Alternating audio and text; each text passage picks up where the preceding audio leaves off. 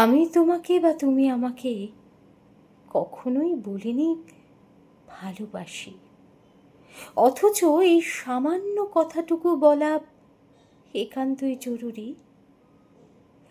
আমরা ক্ষয়ে যাওয়া হাওয়ায় চুটি পড়ে উড়ি।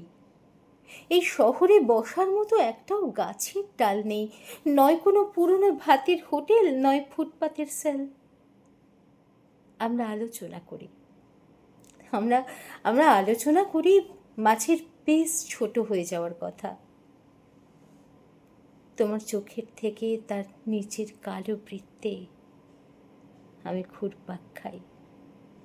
তুমি বলো বাবার ওষুধের দাম বেড়ে যাচ্ছে দিন দিন। আমি বলি সমুদ্রে যাবে। তুমি বলো সমুদ্রে চোখ জ্বালা করে, বড় বেশি নুন।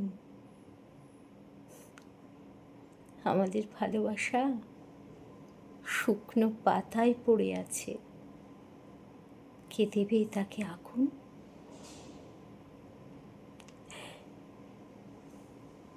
এই টুকরো লেখাখানি কবি জয়াশিস ঘোষের।